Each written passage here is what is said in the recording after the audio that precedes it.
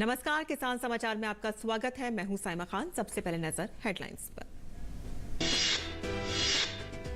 प्रधानमंत्री नरेंद्र मोदी ने भोपाल में आयोजित मेरा बूथ सबसे मजबूत कार्यक्रम में लिया हिस्सा। कांग्रेस पर कर्ज माफी के नाम पर किसानों को ठगने का लगाया आरोप। कहा कि भाजपा सरकार ने किसानों को दिया पीएम किसान सम्मान निधि का लाभ। किसानों के खातों में जमा किए हैं 2.25 लाख करोड़ रुपए।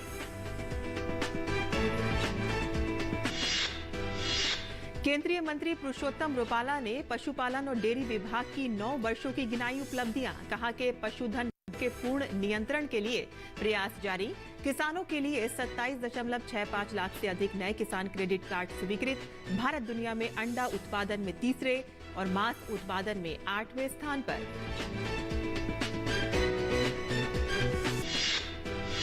केंद्र सरकार ने बाजार में आयातित दाल आने तक बफर स्टॉक से अरहर दाल की आपूर्ति करने का लिया निर्णय। उपभोक्ताओं को किफायती दर पर अरहर दाल उपलब्ध कराने के लिए उठाए गए कदम। उपभोक्ता मामले, खाद्य और जन वितरण मंत्रालय ने राष्ट्रीय कृषि सहकारी विपणन संघ और राष्ट्रीय सहकारी उपभोक्ता संघ को अरहर दाल की ऑनलाइन नीलामी करने का दिया निर्देश।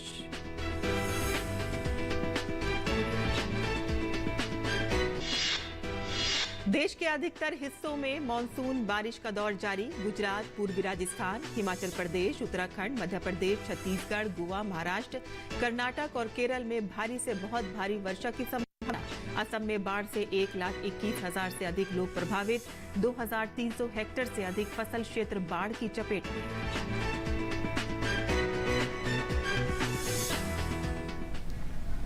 और अब समाचार विस्तार से। मध्य प्रदेश भोपाल में प्रधानमंत्री नरेंद्र मोदी ने भोपाल में आयोजित मेरा बूथ सबसे मजबूत कार्यक्रम में हिस्सा लिया। कार्यक्रम को संबोधित करते हुए पीएम मोदी ने कहा कि कांग्रेस की सरकार के दौरान सूखा पड़ता था तो किसान परेशान होते थे, बाढ़ आती थी तो किसानों की सुध लेने वाला कोई नहीं था। किसानों की मदद के नाम पर बिचौलिए पैसा खा जाते थे। कांग्रेस की एक नीति रही है, पहले किसानों को परेशान होने दो और फिर कर्ज माफी के नाम पर वोट की राजनीति करो। उन्होंने कहा कि कांग्रेस की सरकार में कुछ हजार करोड़ कर्ज माफी की घोषणा की, लेकिन ये लाभ असली किसानों को कभी नहीं मिला। कर्ज माफी के नाम पर कांग्रेस सिर्फ राजनीति करती रही और अब ऐसा नहीं हो रहा है। भाजपा सरकार में पीएम सम्मान निधि का लाभ किसानों को दे रही है। किसानों के खाते में सीधे सम्मान निधि का पैसा जा रहा है। छोटे किसानों को इसका फायदा मिल रहा है। किसानों के खाते में 2.25 लाख करोड़ जमा हो चुके हैं। किसानों के साथ क्या होता था?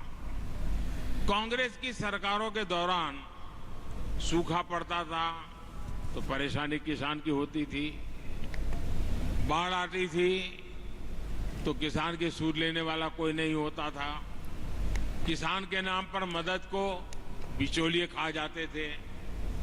कांग्रेस की एक ही नीति थी, पहले किसानों को संकट में पड़ने दो और फिर कर्ज माफी के नाम पर झूठ बोलकर वोट की फसल काटो।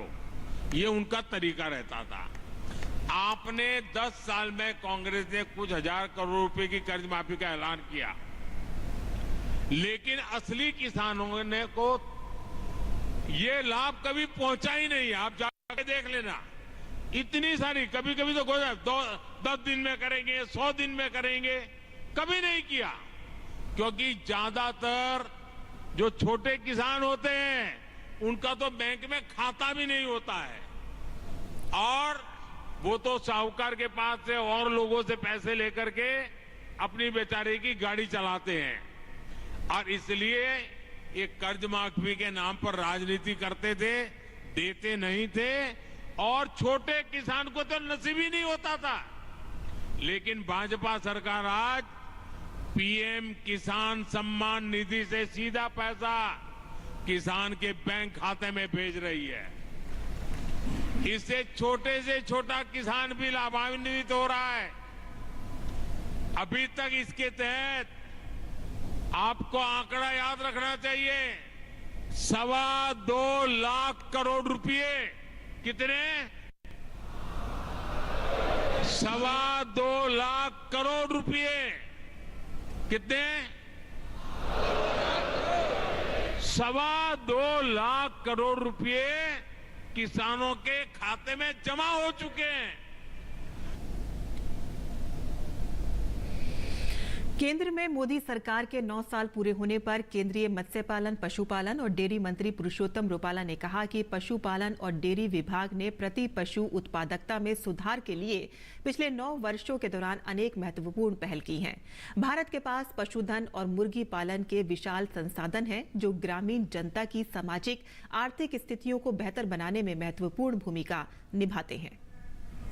9 साल में जिस प्रकार से पॉलिसियों का अमलीकरण करने का प्रयास राज्य सरकारों के साथ मिलकर भारत सरकार ने किया, उसी का नतीजा ये हुआ कि 8 साल में 121 मिलियन मैट्रिक टन की वृद्धि हो पाई थी।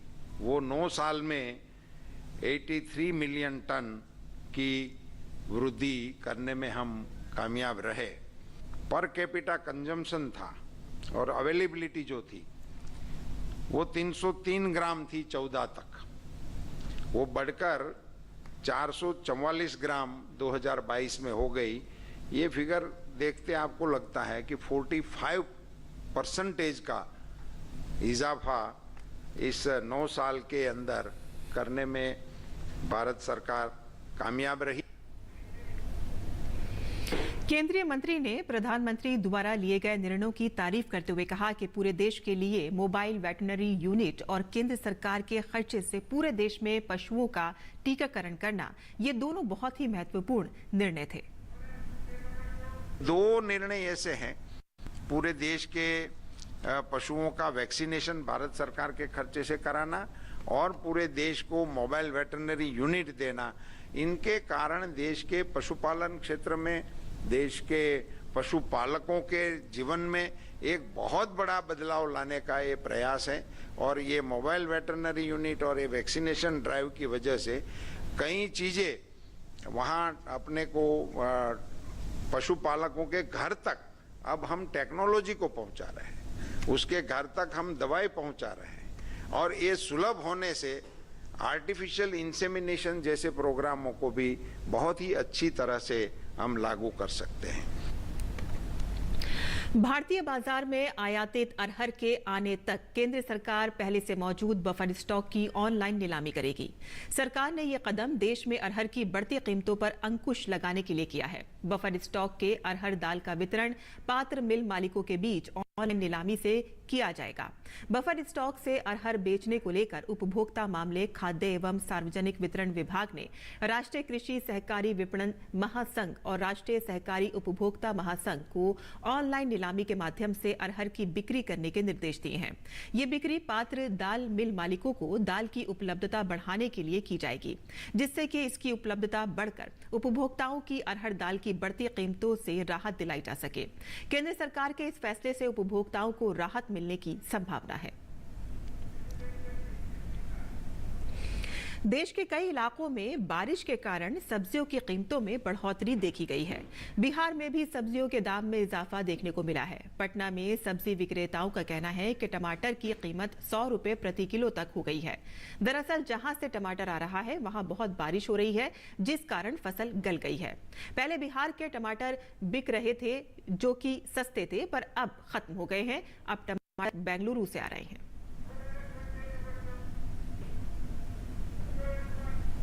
अब टमाटर बेंगलुरु से आ रहे हैं। टमाटर मार्केट में 100 रुपए किलो चल रहा है। इसकी वजह धूप है, पानी है।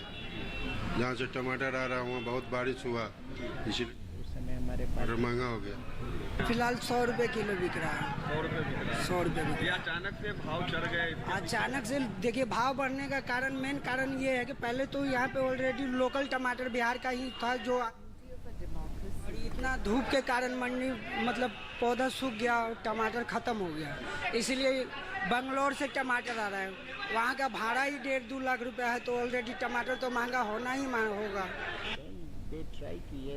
बात करें लखनऊ की, तो लखनऊ में भी लगातार बारिश के कारण सब्जियों के दाम बढ़े हैं। सबसे ज्यादा उछाल टमाटर की कीमतों में देखा गया है। एक विक्रेता ने बताया है कि टमाटर 100 रुपए किलो पर पहुंच गए हैं। जिन्हें 1 किलो की जरूरत है वो 250 ग्राम लेकर रहे हैं। पिछले 4-5 दिनों में टमाटर महंगा हुआ है और इससे लोगों के जेब पर काफी असर पड़ रहा है। अरे बारिश हो रही है बहुत तगड़ी, और यहाँ पे आ नहीं रहा है माल, इसलिए महंगा है। बारिश के जरिए महंगा हुआ सर, ये माल आ रहा है बाहर से, ये बेंगलोर टमाटर आ रहा है सर, इसका भाड़ा ही कम से कम 1 लाख से ऊपर भाड़ा हो गया। इसी जरिए से महंगा है, किराया महंगा है। अब यहाँ टमाटर जब था तो 20 रुपये किलो 40 रुपये था, अब टमाटर आ रहा है बेंगलोर से, उसका भाड़ा ही 1 लाख से ऊपर हो गया, तो जाहिर से महंगा होगा माल। और इसके अलावा राजस्थान में भी बारिश के कारण सब्जियों के दाम बढ़े हैं। जयपुर के कुछ सब्जी विक्रेताओं ने बताया है कि बारिश के कारण स्थानीय फसल बर्बाद हो गई है और अब टमाटर बाहर से आ रहा है, जिसके परिवहन का खर्च काफी ज्यादा है और जिसकी वजह से इसके दाम बढ़ रहे हैं। एकदम से बढ़ गई बारिश के चक्कर के माने सब टमाटर खराब हो गए। पहले तो 10 रुपए किलो, 12 रुपए किलो ऐसे बिकते थे, 20 रुपए किलो से ज्यादा नहीं था भाव, और अब महंगे हो गए। अचानक ही आधे फूटे निकलते हैं, आधे बढ़िया निकलते हैं। रात को टमाटर बढ़ते हैं, सुबह लाके लगाते हैं, आधा नहीं मरता है बस। 100 रुपए किलो बिक रहे हैं, पहले थे 20-30 रुपए किलो। कितने दिनों से ये दाम बढ़े? 10-12 दिनों। ये अदरक हो गए 240। टमाटर आज के रेट सर 100 रुपए किलो है। टमाटर के भाव इसलिए बढ़े हैं कि मौसम के हालात खराब हो रहे हैं। इस टाइम मौसम में कोई सुधार नहीं आ रहा, रोज बारिश हो रही है, खेतों में पानी पड़ गया, तो किसान का पूरा माल खराब हो गया। इस तरीके से इसके भाव इतने बढ़ गए जो बहुत माल कमा रहा। और बात करते हैं मौसम की, जहां मौसम विभाग ने देश के कई क्षेत्रों में तेज बारिश का अनुमान व्यक्त किया है। गुजरात, पूर्वी राजस्थान, हिमाचल प्रदेश, उत्तराखंड, मध्य प्रदेश, छत्तीसगढ़, गोवा, महाराष्ट्र, तटीय कर्नाटक और केरल में भारी से बहुत भारी वर्षा होने की संभावना है। दक्षिण पश्चिम मानसून आज उत्तरी अरब सागर के अधिकांश हिस्सों, गुजरात के शेष हिस्सों और राजस्थान के कुछ और हिस्सों में आगे बढ़ गया है। इस वर्ष दक्षिण पश्चिम मानसून के दौरान कर्नाटक में कुल मिलाकर 56% कम वर्षा हुई है, लेकिन अगले 3 महीने में सामान्य वर्षा की आशा है।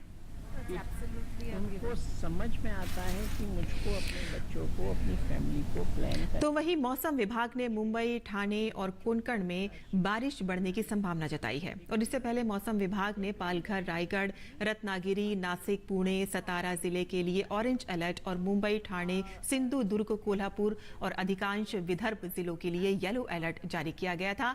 मुंबई और ठाणे जिलों के कुछ हिस्सों में रुक रुक कर हल्की बारिश हो रही है। पालघर जिले के कई हिस्सों में मध्यम बारिश हुई। मौसम विभाग ने अगले 24 घंटों में कोंकण और विदर्भ के अधिकांश स्थानों और मध्य महाराष्ट्र और मराठवाड़ा के कई स्थानों पर बारिश की संभावना जताई है। लगभग 1/4 बात करें असम की, तो असम में बाढ़ की स्थिति सामान्य बनी हुई है। वर्तमान में राज्य के कोई भी नदी खतरे के स्तर से ऊपर नहीं रही है। हालांकि मंगलवार की रात राज्य में कई जगहों पर बहुत भारी बारिश हुई है। मौसम विभाग ने राज्य के अधिकांश हिस्सों में व्यापक बारिश की संभावना जताई है। राज्य में अभी भी 1,21,000 से अधिक लोग बाढ़ से प्रभावित हैं। असम राज्य आपदा प्रबंध प्राधिकरण के अनुसार पिछले 24 घंटों में बाढ़ के कारण प्रभावित जिलों की संख्या घटकर 11 रह गई है, जिसमें बजाली, बक्सा, बारपेटा, दरांग, डिब्रूगढ़, गोलाघाट, कामरूप, लखीमपुर, नलबाड़ी और विश्वनाथ शामिल हैं। 12 राजस्व मंडल बाढ़ से प्रभावित हैं। नवीनतम आंकड़ों के अनुसार 514 गांव बाढ़ के पानी से प्रभावित हैं।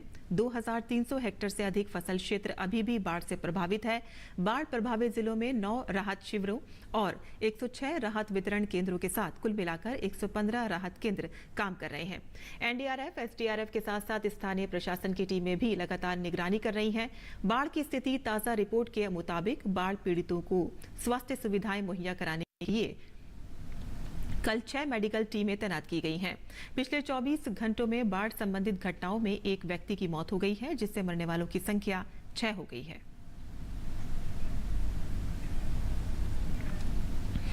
विद्युत मंत्रालय ने ताप बिजली घरों में जलाने के लिए इस्तेमाल होने वाले बायोमास पैलेट्स की कीमतों को बेंचमार्क करने का फैसला किया है।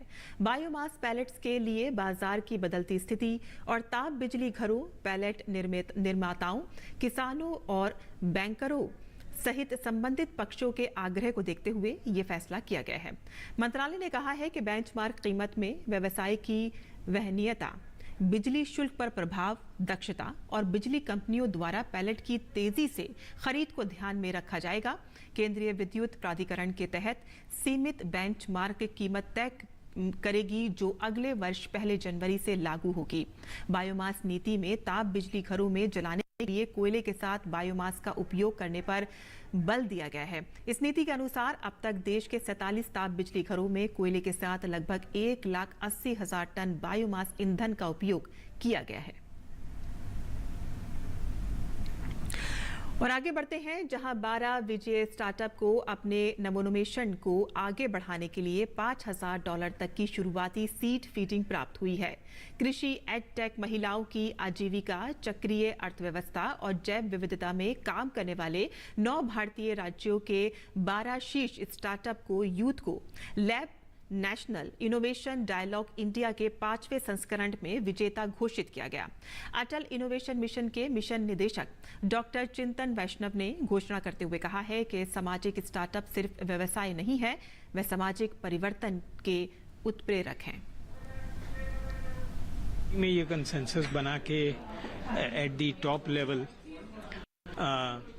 सारे देशों ने मिलके तय किया कि दुनिया के जो लीडर्स हैं उनको एक आह्वान किया जाए कि 2030 तक उनका जो हमारा जो एनुअल इन्वेस्टमेंट स्टार्टअप्स में रहता है उसको आज का जो इन्वेस्टमेंट है उससे 3 गुना करके बढ़ा के $1 ट्रिलियन तक ले जाया जाए। इसको हासिल करने के लिए कुछ 4-5 चीज़ें भी तय हुई। एक तो ये कि कुछ स्टैंडर्ड फ्रेमवर्क्स ग्लोबली एक्सेप्ट किए जाएं, जैसे एक डेफिनेशनल फ्रेमवर्क है कि ये एंटिटी आपके देश में किस एंटिटी को स्टार्टअप माना जाता है। गवर्नेंस फ्रेमवर्क हो गया, ड्यू डिलिजेंस फ्रेमवर्क हो गया, ऐसे कुछ कॉमन फ्रेमवर्क। और किसान समाचार में अब बात करते हैं मंडी भाव की और देखते हैं कि क्या रहा देश भर की मंडियों का भाव।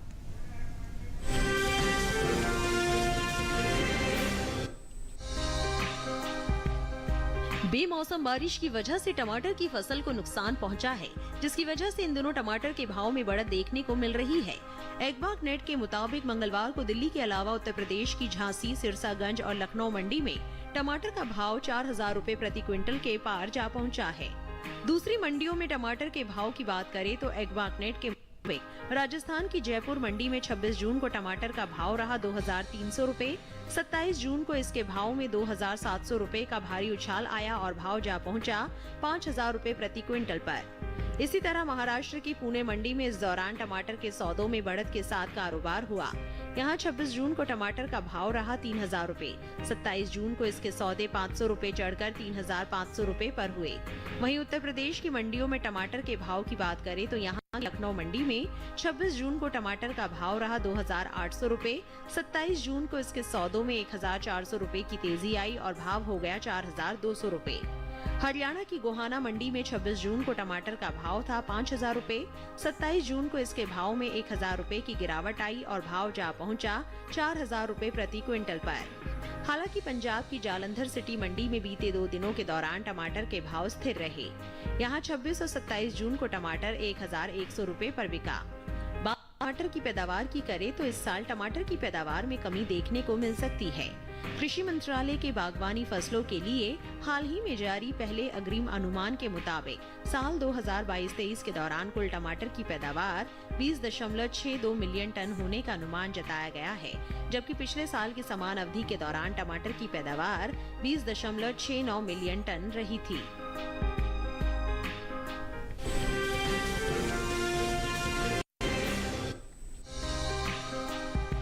कृषि उपज मंडियों में इन दिनों उड़द की आवक सामान्य बनी हुई है। भाव की बात करें तो मंगलवार को जौनपुर मंडी में उड़द के सौदे मजबूती के साथ हुए। वहीं सुल्तानपुर मंडी में भाव नरम रहे, जबकि लखनऊ और रायबरेली मंडी में इस दौरान उड़द के भाव में कोई बदलाव देखने को नहीं मिला। एग्बाक नेट के मुताबिक उत्तर प्रदेश की सुल्तानपुर मंडी में 26 जून को उड़द का भाव रहा 8,510 रुपए। 27 जून को इसके भाव में 10 रुपए की नरमी आई और भाव हो गया 8,500 रुपए। हालांकि राज्य की ही रायबरेली मंडी में बीते 2 दिनों के दौरान उड़द के भाव स्थिर रहे। यहाँ 26 और 27 जून को उड़द 7,885 रुपए पर बिकी। इसी तरह लखनऊ मंडी में 26 जून को उड़द का भाव था 7,850 रुपए। 27 जून को इसके भाव में कोई फेरबदल देखने को नहीं मिला और भाव 7,850 रुपए पर बरकरार रहा। जबकि जौनपुर मंडी में इस दौरान उड़द के भाव में बढ़त देखने को मिली। यहाँ 26 जून को उड़द का भाव रहा 8,110 रुपए। 27 जून को इसके सौदों में 40 रुपए की तेजी आई और भाव जा पहुंचा 8,150 रुपए पर। बात दलहन की पैदावार की करें तो घरेलू स्तर पर इस साल कुल दलहन की रिकॉर्ड पैदावार होने का अनुमान जताया गया है। कृषि मंत्रालय के तीसरे अग्रिम अनुमान के मुताबिक देश में साल 2022-23 के दौरान कुल दलहन की पैदावार 275,04,000 टन के पार जा सकती है, जिसका असर कृषि उपज मंडियों में उड़द के बाजार भाव पर पड़ सकता है।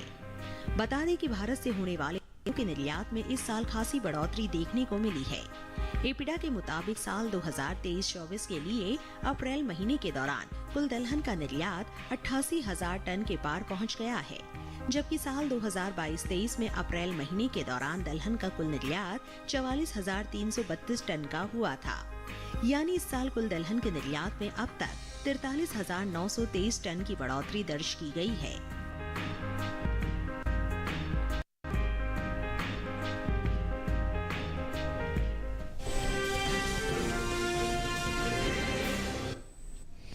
मंडी खबर के बाद अब बात करते हैं मौसमी खेती की। किसान इस मौसम में कैसे रखें अपनी खेती का ख्याल, आइए देखते हैं।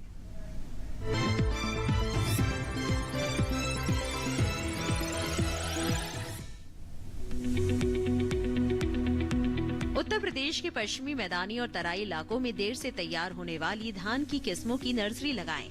इसके साथ ही धान की रुपाई से 2 सप्ताह पहले खेत में गोबर की खाद डालें और जुताई करें ताकि खाद अच्छी तरह से मिल जाए। यही ये समय भिंडी और अरहर की बुआई के लिए उपयुक्त है। मैदानी और तराई इलाकों में ही इस समय बैंगन और अगेती फूल गोभी की रुपाई कर सकते हैं। वहीं दक्षिण पश्चिम और मध्य उत्तर प्रदेश के मैदानी इलाके में तैयार मक्का, उड़द और मूंग की कटाई जारी रखें। यही किसान इस समय धान की नर्सरी और खरीफ मक्के की बुआई कर सकते हैं। साथ ही बैंगन, मिर्च और अगेती फूल गोभी की नर्सरी लगाएं। दक्षिण पश्चिम और मध्य उत्तर प्रदेश के मैदानी इलाके में ही धान की नर्सरी से बारिश के अतिरिक्त पानी को बाहर निकालने की व्यवस्था करें। इसके साथ ही धान की रुपाई के लिए खेतों की मेड़ों को दुरुस्त करें ताकि बारिश का पानी खेतों में जमा न हो सके। बुंदेलखंड में खरीफ फसलों की बुआई के लिए खेत तैयार करें। यहीं इस समय कम अवधि वाली अरहर की बुआई जारी रखें। इसके साथ ही यहाँ तैयार बैंगन और मिर्च की तुड़ाई करते रहे। बुंदेलखंड में ही जायद, मूंग और उड़द की जल्द से जल्द कटाई कर ले। यही ये समय धान की नर्सरी लगाने के लिए उपयुक्त है। यही समय उन्नत किस्मों की बरसाती सब्जियों की नर्सरी लगाएं। इसके साथ ही खरीफ धान की नर्सरी लगाएं। यही समय ज्वार और लौकी की बुआई करें। इसके अलावा यहाँ मिर्च, बैंगन और अगेती फूल गोभी की नर्सरी तैयार करें। उत्तर पूर्वी उत्तर प्रदेश में ही खरीफ प्याज, भिंडी, लौकी, तोरी, करेला और खीरे की बुआई करें। उत्तर प्रदेश के पूर्वी मैदानी और विंध्य इलाके में खरीफ धान, मिर्च, बैंगन और अगेती फूल गोभी की नर्सरी लगाएं। यही सुबह और शाम को सब्जियों की तुड़ाई करें। इसके साथ ही यहाँ ज्वार और लोबिया की बुआई करें।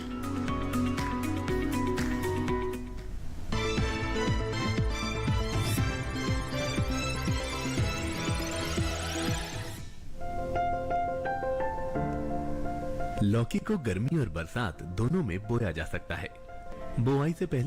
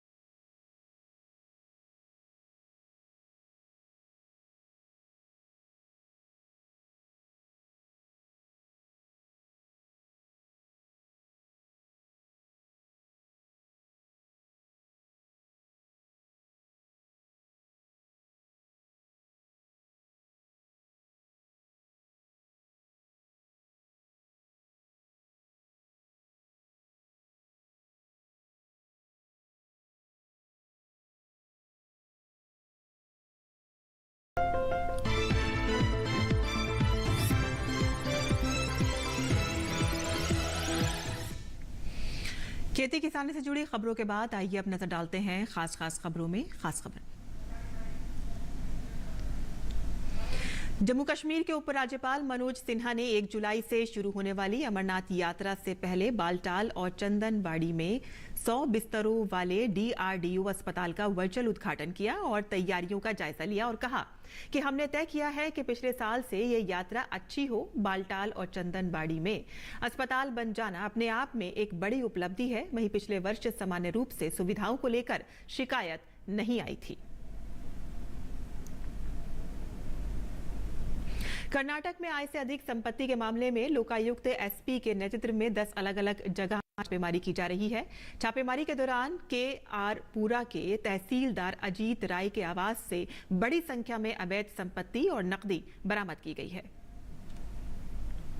केंद्रीय मंत्री राजीव चंद्रशेखर ने कहा है कि भारतीय शिक्षण संस्थानों की विश्व रैंकिंग में लगातार सुधार हो रहा है। उन्होंने कहा है कि इस साल QS वर्ल्ड यूनिवर्सिटी रैंकिंग में 45 भारतीय संस्थानों को जगह मिलना बहुत सुखद है। मध्य प्रदेश के दतिया में एक भीषण सड़क हादसा हो गया है। दतिया के दुरसड़ा थाना क्षेत्र के बुहारा में एक मिनी ट्रक के नदी में गिर जाने से उसमें सवार 5 लोगों की मौत हो गई, जबकि 2 लोग गंभीर रूप से घायल हो गए हैं। जानकारी के मुताबिक ट्रक में सवार सभी लोग शादी समारोह में जा रहे थे और इसी दौरान ट्रक पुल से नदी में गिर गया। स्थानीय पुलिस घटनास्थल पर राहत और बचाव कार्य में जुटी हुई है। घायलों को नजदीकी अस्पताल में भर्ती कराया गया है। भारत की अध्यक्षता में उत्तराखंड के ऋषिकेश में चल रही G20 इंफ्रास्ट्रक्चर कार्य समूह की बैठक का अंतिम दिन है। बैठक में प्रौद्योगिकी, इंफ्रास्ट्रक्चर, बुनियादी ढांचे के लचीलेपन समेत जलवायु परिवर्तन जैसे विषयों पर चर्चा हुई। नोवा वन कैपिटल प्राइवेट के संस्थापक और CEO सुनील संघाई ने प्रधानमंत्री नरेंद्र मोदी की US यात्रा को ऐतिहासिक बताया है। उन्होंने कहा है कि इस तरह की यात्रा से द्विपक्षीय संबंधों को मजबूती मिलती है और साथ ही उन्होंने बताया है कि प्रधानमंत्री नरेंद्र मोदी ने यहां कई महत्वपूर्ण मुद्दों पर चर्चा की और निवेश के लिए न्योता दिया। भारतीय शेयर मार्केट ने आज ऐतिहासिक ऊंचाई को छू लिया है। नेशनल स्टॉक एक्सचेंज ने अपने पुराने ऑल टाइम हाई के रिकॉर्ड को पीछे छोड़ते हुए नई ऊंचाई हासिल की है। दरअसल आज प्री ओपन में निफ्टी 18,900 के ऊपर खुला और इससे पहले निफ्टी का ऑल टाइम हाई 18,887.60 अंक था, जो अक्टूबर 2021 में बना था। निफ्टी ने 142 सेशंस के बाद ये इतिहास रचा है। वहीं सेंसेक्स में 63,701.78 के एक नए ऑल टाइम हाई पर खुला है और इससे पहले सेंसेक्स 22 जून 2023 की सुबह 63,601.71 के स्तर पर खुला था। और किसान समाचार में आज के लिए बस इतना ही।